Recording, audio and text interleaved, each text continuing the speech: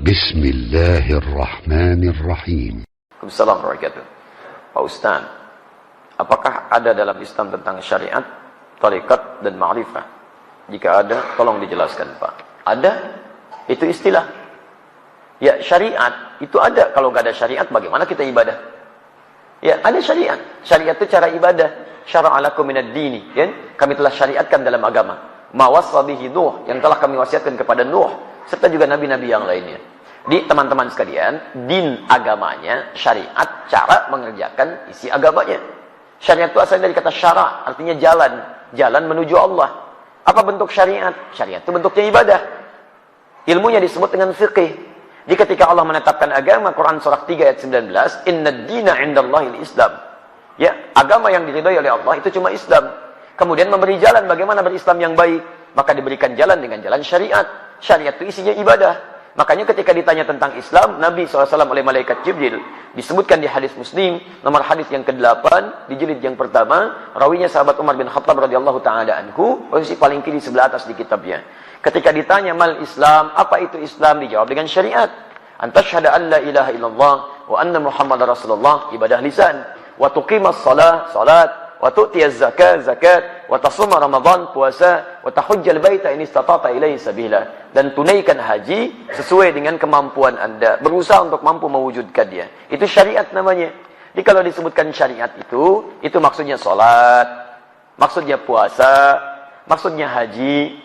Jadi kalau ada bahasa menegakkan syariat Islam, harus. Kalau ada yang nggak mau menegakkan syariat Islam, namanya bukan orang Islam. Ya, syariat itu sholat. Jangan takut dengan syariat Islam. Ya, orang-orang menegakkan syariat Islam itu artinya mau ibadah. Sholat itu syariat Islam. Baik. Puasa itu syariat Islam. Jadi kalau ada yang mengatakan tidak boleh berlaku syariat Islam, orang itu aneh. Aneh dia. Apalagi kalau diucapkan oleh orang Islam. Nggak sehat dia. Dia sedang kurang sehat. Mungkin terlampau lelah dia. Ya, mohon maaf. Kalau orang Islam mengatakan tidak boleh berlaku syariat Islam, artinya orang aneh. Syariat Islam itu artinya ibadah. Dia melarang ibadah. Dia teman-teman sekalian. Jadi jangan dulu kita terlampau tinggi-tinggi memahami sesuatu. Ingat baik-baik. Syariat itu diterapkan sesuai dengan keadaan kita, sesuai dengan tuntutannya. Tuntutan bagi kita personal itu ibadah. Sholat itu ibadah. Zakat ibadah. Puasa ibadah. Ibadah itu diterjemahkan dalam bentuk perilaku. Orang yang sholatnya bagus, akhlaknya mulia, kata-katanya bagus. Jadi ketika kata-kata Anda baik itu Anda sedang mengerjakan syariat Islam. Ketika Anda jujur, Anda sedang menegakkan syariat Islam.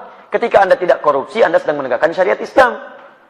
Jadi kalau ada orang Islam korupsi, dia sedang menentang syariat agama. Ya. Ketika ada orang Islam misalnya bohong, itu sedang menentang syariat agamanya. Jadi kalau syariat dipraktikkan, aman kehidupan dunia ini. Aman. Coba lihat, di Islam itu bunuh saja satu orang. Kata Al-Quran, lihat ya, Quran surah misalnya. Kita ambil Quran surah keempat An-Nisa dari ayat 92. Bahkan 90 sampai 92-nya. Itu kalau orang paham baca ayat ini, maaf ya, lihat baik-baik. Wa may yaqtul mu'minan muta'ammida fajaza'uhu jahannam.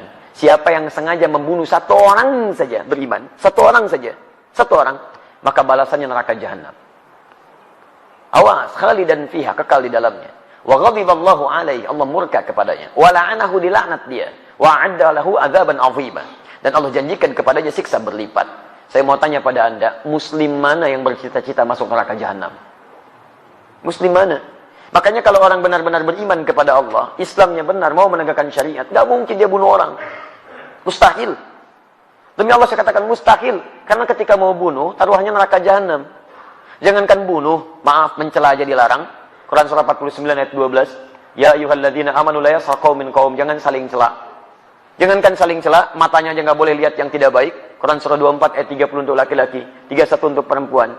Ya, jangankan untuk menendang, jalan yang sombong aja nggak boleh. Quran surah 31 ayat 18. Wala tamshi fil ardi maraha. Ayo jangankan korupsi, mau curang aja nggak boleh. Wailul lil mutaffifin. Bahkan kata Al-Qur'an, aduh daripada dipakai mencuri, potong aja tangannya. As-sariqu was-sariqatu faqtu aydiyahuma. Pencuri laki-laki perempuan, daripada tangannya dipakai perbuatan kotor, potong aja tangannya. Paham ya? Jadi kalau orang menegakkan syariat Islam dengan baik, aman, polisi tenang tugasnya. Wah, santai aja minum teh. Mau nyuri, ayo, muslim kan? Masya Allah. Mau bohong, nggak bisa. Ayo, ingat ayatnya, cuman gitu aja. Gampang tugasnya, Masya Allah. Nggak ada pekerjaan itu. Baik, jadi tenang teman-teman sekalian. Nyaman kita. Silakan cek zaman Nabi. Berapa banyak tingkat pencurian terjadi? Cek zaman sahabat dan sebagainya. Lapas gak akan penuh kayak sekarang. Sekarang membeludak dan sebagainya. Ya kalau orang paham, gagal mencuri, gagal ini, gagal itu, gak akan bisa. Ujung-ujungnya apa? Ujung-ujungnya tenang kehidupan kita. Itu syariat namanya. Baik, cara untuk mengerjakan syariat disebut thariqah. Thariqah itu jalan, cara. Bagaimana caranya? Belajar dengan ilmu. Dengan ilmu. Dulu sahabat ada yang mau sholat, ilmunya belum bagus, belum belajar dia. Lihat di Al-Bukhari, nomor hadis 744. Nomor hadis di Muslim 397. Anda punya 10 salam yang versi bahasa Arab, ya lihat jilid kedua, halaman 31. Perhatikan bagaimana seorang bernama Khalad bin Rafi Az-Zuraiqi salat di masjid Nabi, di samping Nabi. Selesai salat datang pada Nabi. Fa'atan Nabiyya sallallahu alaihi wasallam faqala assalamu alayk, salamu alayk ya Rasulullah. Kata Rasulullah sallallahu alaihi wasallam, "Waalaikumsalam warahmatullah. Irji' salli fa innaka lam tusalli." Balik lagi salat karena Anda belum salat. 3 kali dia mengerjakan, 3 kali Nabi mengatakan, "Salat lagi, Anda belum salat." Dia berkata, "Ya Rasulullah, ma uhsinu ghaira." Saya enggak bisa lebih bagus lagi daripada ini. Alimni, tolong ajarkan saya. Masalahnya, dia tidak belajar dengan baik. Thariqah salatnya, cara salatnya tidak seperti Nabi mengajarkan. Maka dari itu diajarkan oleh Nabi, idza qumta ila shalah, kalau kamu pengen salatnya bagus, lihat asbighul wudu, sempurnakan wudu. Tsumma istaqbilil qiblah, menghadap kiblat yang benar. Kemudian takbir sampai dengan salam. Diajarkan oleh Nabi. Di thariqah itu cara beribadah dengan baik. Caranya bagaimana? Belajar berilmu. Maka turun ayat-ayat tentang belajar. Nabi aja belajar. Turun Quran 96 ayat 1 sampai 5. Iqra bismi rabbikal ladzi khalaq. Turun Quran surah 9 ayat 122. Wa ma kana al-mu'minuna liyanfiru kaffah. Falaula nafara min kulli firqatin minhum ta'ifah liyatafaqahu fid din. Turun Quran surah 58 ayat ke-11. Ya ayyuhalladzina amanu idza qila lakum tafassahu fil majalis fafsahu yafsahillahu lakum. Banyak ayat Quran dan hadis mengatakan itu semua. Ya, muncul hadis misalnya hadis riwayat Al-Bukhari nomor hadis 71 di Kitabul Ilmi, posisi paling kiri sebelah atas di kitabnya. Riwayat Abu Hurairah radhiyallahu taala anhu, "Man yuridillahu bihi khairan yufaqihu fid din." Siapa yang diinginkan jadi orang baik menurut Allah, maka dia akan dibimbing untuk mau belajar tentang agamanya. Hadis riwayat Ibnu Majah nomor hadis 233 dari Abu Darda radhiyallahu taala anhu, "Man salaka tariqan yaltamisu fihi ilman, sakhalallahu lahu tariqan ilal jannah." Siapa yang mau menyiapkan dirinya menempuh jalan untuk belajar tuntunan agamanya, maka akan dimudahkan jalannya dia untuk ke surga. Salaka tariqan, jelas kalimat habibnya. Tariqa. Man salaka tariqan tariqah. Jadi belajar itu adalah bagian dari sarana untuk mendekat kepada Allah dengan mengamalkan nilai syariat. Kalau tariqahnya sudah bagus, syariatnya sudah baik, maka ma'rifah dia. Ma'rifah itu kenal dengan Allah baik, kenal dengan dirinya, kenal tugas-tugas hidupnya. Kalau orang sudah kenal dengan Allah, tahu bagaimana sifat Allah, tahu bagaimana memanggil Allah, maka dirinya akan menegakkan syariat dengan benar, menjauhi hal yang dilarang, menegakkan hal yang diperintahkan. Nih, kalau orang kenal Allah, dia mau minum, dia kenal karena Allah itu melihat dirinya. Maka karena dia tahu Allah melihat dirinya, dia tidak akan pernah menyentuh minuman yang tidak Allah sukai. Karena saat akan disentuh, dia tahu Allah melihat. Nih, lihat. Kalau orang kenal dengan Allah, keluar dari masjid, nggak akan mungkin melangkahkan kaki kanan. Terlampau soleh dia. Pasti kiri. Dan tidak akan mungkin tertukar sandal. Karena ketika akan dipakai, dia tahu Allah tidak ridha dengan menggunakan hal yang tidak Allah sukai. Silahkan. Kalau Anda tidak percaya, hati Anda pun pasti akan menolak. Coba iseng-iseng ya. Begitu keluar dari sini, pakai alas kaki orang lain. Pakai alas kaki orang lain. Begitu Anda pakai, hati Anda akan mengatakan, itu bukan punya kamu. Jangan lakukan. Jadi hati Anda aja menolak. Apalagi orang yang sudah kenal dengan Allah. Sudah kenal itu, wah, baru lihat aja. Sendalnya nggak ada. Dia nggak akan pakai sendal orang lain. Takut. Takutnya bukan takut karena yang dipakai bukan punya dia, bukan. Takutnya takut kalau Allah murka dengan diri. Nih lihat, kalau orang kenal dengan Allah, mau sholat aja, persiapannya banyak. Quran surah 7 ayat 31. Ya bani Adam khudhu zinatakum inda kulli masjid. Ya anak cucu Adam, kalau ada panggilan dari masjid, kenakan pakaian terbaikmu. Dia dipanggil, diundang sama manusia. Bahkan cari bahan dulu, dijahit dulu, pakaiannya bagus, ada pakai batik, sepatunya baru berangkat. Dipanggil oleh orang manusia, pakaian bagus. Dipanggil oleh yang menciptakan manusia. Bagaimana kira-kira penampilannya? Maka orang yang kenal dengan Allah, dia akan kenakan pakaian terbaiknya. Malu kalau menghadap Allah, pakaiannya tidak disukai oleh Allah Subhanahu wa ta'ala.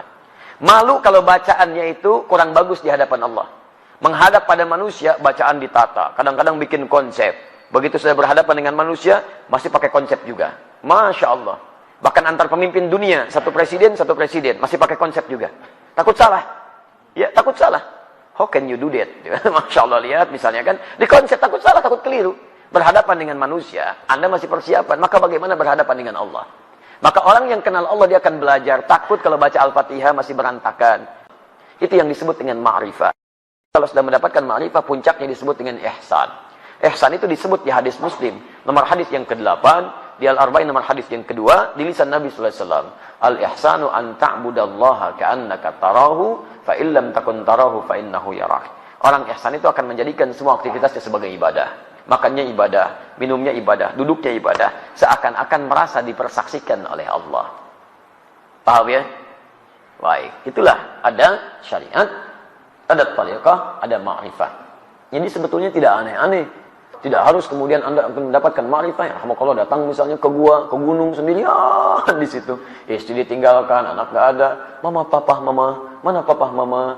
Papa sedang ma'rifah. Masya Allah. Baik. Jadi ma'rifah itu tidak harus kemudian kehilangan segala hal dalam urusan dunia. Paham ya? Ya.